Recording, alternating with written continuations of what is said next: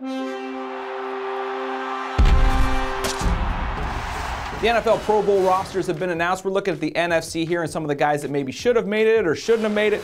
And the thing to keep in mind here is half these guys aren't going to play in the game anyways, either the Super Bowl or injury or just not wanting to go. But it's worth talking about anyway. Starting with the quarterback position, Aaron Rodgers gets the call, Drew Brees, Eli Manning. Hard to argue with any of these guys, but a couple other guys may be worthy. Yeah, I think Brees and Rodgers are automatic. Stafford and Romo are two guys that I think you have to think about. Matt Stafford's been hot late in the season. Romo probably had his best year overall. I know a lot of people give him a hard time for not being clutch in the fourth quarter, but he's been pretty good statistically. Yeah, but Eli Manning, his best year as well. I think it's fair to put him in there. At the running back position, LaShawn McCoy, much deserved. He's the starter. Matt Forte not going to play because of injury. Frank Gore also gets there. Maybe another name that could creep on this list for Forte. I hope it's Darren Sproles. I mean, there are other good backs who are deserving in the NFL, but or certainly NFC. But I just think Sproles has been such a difference maker for the Saints offense, catching the ball, running it, a really underrated weapon in that offense. Yeah, he's been so good, such a huge pickup for them. Wide receiver, maybe one of the most hotly debated positions here. Calvin Johnson and Larry Fitzgerald. Fitzgerald just keeps doing it despite bad quarterback play.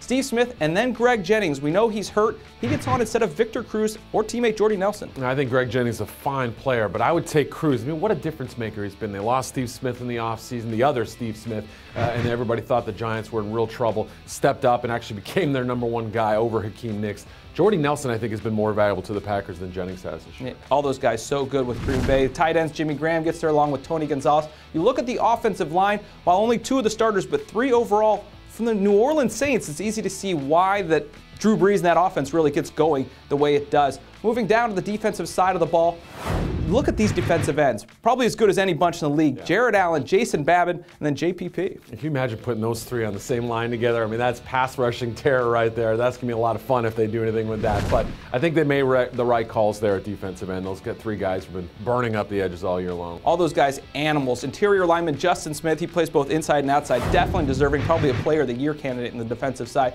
Jay Ratliff and BJ Raji. Raji maybe getting there more on reputation. Really, people remember that touchdown from last year, but still a good player nonetheless.